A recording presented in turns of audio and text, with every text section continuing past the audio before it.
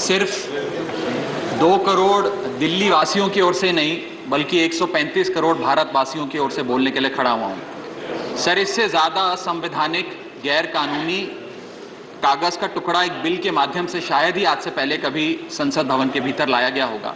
और अपना वक्तव्य शुरू करने से पहले मैं महाभारत के एक अंश का वर्णन करना चाहूंगा जिसे रामधारी सिंह दिनकर ने एक बहुत ही महत्वपूर्ण कविता में लिखकर बताया है, जिसमें भगवान श्री कृष्ण एक शांति दूत बनके पांडवों की ओर से हस्तिनापुर जाते हैं शांति का प्रस्ताव लेकर। कवि लिखते हैं, मैत्री की राह बताने को, सबको सुमार्ग पर लाने को, दुर्योधन को समझाने को, भीषण विध्वंस बचाने को, भगवान हस्तिनापुर आए, पांडव का संदेशा लाए। भगवान कहते हैं, दो न्याय अगर तो आधा दो, पर इसमें भी यदि बाधा हो तो दे दो केवल 5 ग्राम, रखो अपनी धरती तमाम, हम वहीं खुशी से खाएंगे, परिजन पर हंसी ना उड़ाएंगे। पर दुर्योधन वो भी दे ना सका, आशीष समाज की ले ना सका, उल्टा हरि को बांधने चला, जो असाध्य था उसे साधने चला, जब नाश मनुष्य पर छाता है, पहले विवेक मर जाता। सर, इसमें दिल्ली बिल का सार है। सर, हम न्याय की गुहार लगाने आपके सामने आए हैं, अपने हक मांगने आए हैं, अपने हक से ज्यादा मांगने नहीं आए। सर, मैं अपने वक्तव्य को 3 भाग में बांटता हूं। पहला कि ये बिल कैसे एक राजनीतिक धोखा है, पॉलिटिकल फ्रॉड है। दूसरा, ये कैसे एक संवैधानिक पाप है, कॉन्स्टिट्यूशनल सिन है। और तीसरा कि ये एडमिनिस्ट्रेटिव लॉकजैम यानी कि प्रशासनिक गतिरोध दिल्ली में कैसे पैदा कर देता है। सर, पहला राजनीतिक धोखा, यह कहानी है सर 1977 से लेकर 2015 की। लगभग 40 साल का लंबा संघर्ष भारतीय जनता पार्टी ने दिल्ली में पूर्ण राज्य का दर्जा स्थापित करने के लिए किया। 1977 में जब 3rd मेट्रोपॉलिटन काउंसिल दिल्ली में था, उसमें जनता पार्टी की सरकार थी। उन्होंने मता पास कर कहा कि दिल्ली को पूर्ण राज्य का दर्जा बनाएंगे। लगातार पूर्ण राज्य की दर्जे की मांग करते करते करते करते ये 1989 का लोकसभा का मैनिफेस्टो मैं बीजेपी का लाया हूं। 1989 के मैनिफेस्टो में पेज नंबर 361 पे पॉइंट नंबर 10 पे ये कहते हैं, ग्रांट स्टेटहुड टू यूटी और दिल्ली। यानी कि 1989 से लेकर लगातार ये लोग दिल्ली को पूर्ण राज्य का दर्जा दिलाने की मांग करते रहे। यहां तक कि जब 1991 में कांग्रेस की सरकार ने दिल्ली में विधानसभा का गठन किया, उससे भी ना पर्याप्त मानते हुए लाल कृष्ण आडवाणी जी, मदन लाल खुराना जी सबने बयान दर्ज कराए कि यह भी दिल्ली के साथ न्याय नहीं है, दिल्ली को पूर्ण राज्य का दर्जा मिलना चाहिए और हम इसके लिए आंदोलन चलाएंगे। और लगातार इन लोगों ने संघर्ष किया, आंदोलन किया। सर, 1999 में फिर अपने मैनिफेस्टो में बीजेपी ने, ये 1999 का मैनिफेस्टो है, ये जारी कर कहा कि हम दिल्ली को पूर्ण राज्य का दर्जा देंगे। Page number 132 point number 31, we will give full statehood to Delhi. Sir, इन लोगों ने बड़ा आंदोलन चलाया, संघर्ष किया, सड़कों पे लाठियां खाई, न जाने क्या क्या किया दिल्ली को पूर्ण राज्य का दर्जा दिलाने के लिए। और अंततः वो दिन आया जिस दिन वाजपेयी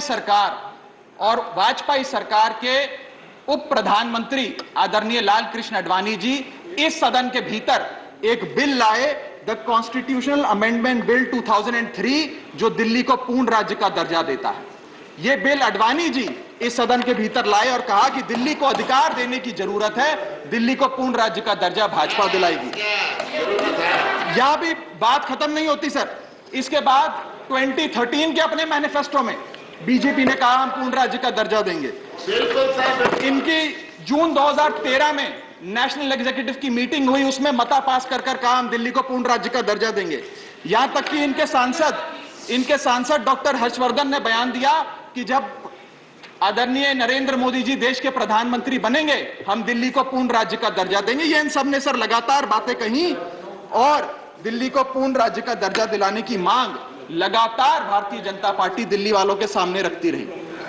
सर, ये बिल सिर्फ संविधान का और लोकतंत्र का अपमान नहीं है, यह बिल लाल कृष्ण आडवाणी जी का, अटल बिहारी वाजपेयी जी का, मदन लाल खुराना जी का, सुषमा स्वराज जी का, अरुण जेटली जी का, सबका अपमान करने का और उनके 40 साल के संघर्ष को मिट्टी में मिलाने का काम करता है। सर,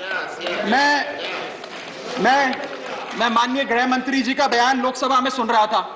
उन्होंने कहा कि नेहरू जी ने, पंडित नेहरू ने यह बात रखी थी कि दिल्ली को पूर्ण राज्य का दर्जा नहीं मिलना चाहिए।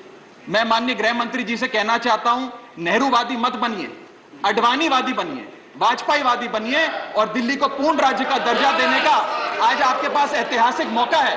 दिल्ली को पूर्ण राज्य का दर्जा दीजिए। सर, इस बिल को लाने का असल कारण क्या है? यह बिल क्यों लाया गया है? पिछले 25 साल में दिल्ली में 6 बार विधानसभा के चुनाव हुए। 6 के 6 चुनाव भारतीय जनता पार्टी बुरी तरीके से हारी। यहां तक कि 2015 और 20 में आजाद भारत के इतिहास की सबसे बड़े जनादेश की सरकार अरविंद केजरीवाल ने दिल्ली में बनाई। क्योंकि ये पिछले 25 साल चुनाव नहीं जीत पाए और अरविंद केजरीवाल और आम आदमी पार्टी के आने के बाद ये जानते हैं कि अगले 25 साल भी ये लोग चुनाव नहीं जीत पाएंगे, तो सरकार को नष्ट करने का काम कर रहे हैं। क्या ना रहेगी सरकार और ना रहेगा चुनावों का महत्व, ना रहेगा बांस, ना बजेगी बांसुरी। लेकिन मैं आज इस मंच से भाजपा से अनुरोध करूंगा कि कम से कम लालकृष्ण आडवाणी जी को न्याय दीजिए, कम से कम उनकी इच्छा पूरी करिए, दिल्ली को पूर्ण राज्य का दर्जा दीजिए। सर, मेरा दूसरा भाग कि कैसे ये बिल एक संवैधानिक पाप है। सर, पहली चीज, ये abuse of ordinance making powers है, आर्टिकल 123 जो संविधान का देता है। संविधान ये कहता है, और वाईवी चंद्रचूड़ साहब का AK Roy versus union of India एक बड़ा महत्वपूर्ण लैंडमार्क जजमेंट है, जिसने कहा कि ऑर्डिनेंसेस सिर्फ आपातकालीन और विषम परिस्थितियों में लाए जाएंगे। ऐसी कौन सी आपातकालीन और विषम परिस्थितियां आ गई कि आपको सुप्रीम कोर्ट के फैसले को 8 दिन के भीतर बदलना पड़ गया? दूसरा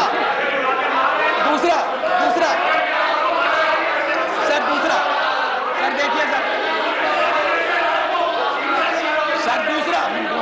सुप्रीम कोर्ट की दूसरा बिंदु, यह सुप्रीम कोर्ट का अपमान है। सुप्रीम कोर्ट के फैसले को 8 दिन के भीतर 5 जजों के संवैधानिक पीठ के सर्वसम्मति के फैसले को बदल के आज भारतीय जनता पार्टी ने एक मैसेज दिया है कि हम सुप्रीम कोर्ट को भी चैलेंज करते हैं, सुप्रीम कोर्ट के फैसले को भी नहीं मांगते, आपको जो ऑर्डर जारी करना है करो, हम चंद दिनों के अंदर ऑर्डिनेंस लाकर उस फैसले को बदल देंगे। They have challenged the majesty of the honourable supreme court. Sir, और मैं आपको ये कहना चाहता हूं कि आजकल जो ऑर्डिनेंस लाने की जो एक फेटिश इस सरकार ने देखी, चाहे वो लैंड एक्विजिशन बिल हो, चाहे वो फार्म बिल हो, चाहे ईडी के डायरेक्टर का एक्सटेंशन हो, जो ये सारी चीजें ऑर्डिनेंसेस के माध्यम से इन्होंने करी थी।